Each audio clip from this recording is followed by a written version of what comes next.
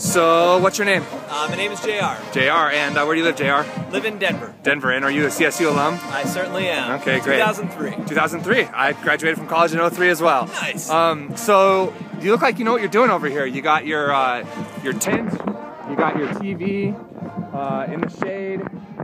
You look like you have a good picture for tailgating. Yep. With everything that's been going on the last couple weeks, or the last couple days, I guess, Yep. with all the flooding and everything, what's the feeling around here, like as far as the game and everything else? Is it a nice distraction? Is it something that's kind of weird and it's going to be a little surreal to maybe not see as many fans in there today, or how's that going to be? Well, unfortunately, I think that we're going to be a part of a record-breaking crowd the other way. Our lowest attendance, I think, since 1970 was like 12,600. I think we're going to break that. You think you're going to be under that today? Yeah, I think so. I hope not, but I think so. I think it's tough. You know, I-25's closed. There's a lot of things going on, but I do think it's a nice distraction to kind of get away. And you know, the weather is somewhat nice today, so yeah. it's a good thing to get. Right behind you, there's like a big patch of blue sky up here. So exactly. You know, it's coming and going. Talk about Colorado State football-wise. Like, what's the general feeling around the fan base? The general feeling, the past couple of years, it's been a little rough. Since Sonny Lubick left, it's been a little disappointing. But I love Jim McElwain. I think we're headed in the right direction, and I think next year we're gonna be awesome. Got it. So you guys are kind of building with young guys, with that coach's guys. I think so. Jim McElwain's, this is his second year, so his recruits are coming in, and you know, so I think next year a lot of those guys are going to be sophomores and juniors, and so I think we're in store for a good year. What do you guys know about Cal Poly, if anything? The triple option is about all I know. Yeah. And they're from San Luis Obispo. San Luis Obispo. You ever been to SLO? I have. You have? I have. Okay. I've gone up to the winery in Paso Robles. So. Okay, so you've been to some wine tasting in Paso. I have indeed. Okay, awesome. Do you think it's a good like matchup, I guess, or not matchup, but like prep for Mountain West Conference play with Air Force and I think New Mexico both?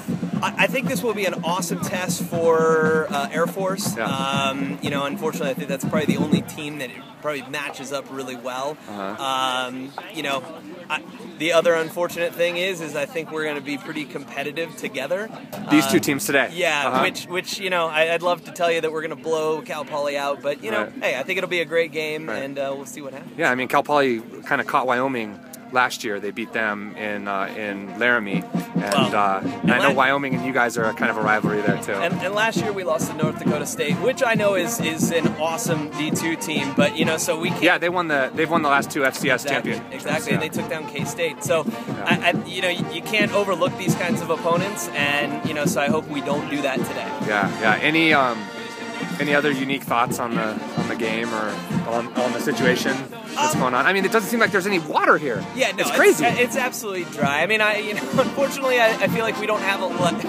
When a natural disaster happens here in Colorado, we tend to blow things out of proportion. There's not a lot of news going on. It's not contextualized. Like I watch the Weather Channel, and it seems like all of Colorado's underwater, and they find like the 3 creeks that are overflowing. Oh yeah, and all of our parents, everybody that's here, you know, is, oh, are you underwater? Are you underwater? I'm like, no, it's completely fine. I'm from South Florida, so I deal with hurricanes and stuff like that. So from like Miami? Yeah. Okay. So this is absolutely nothing.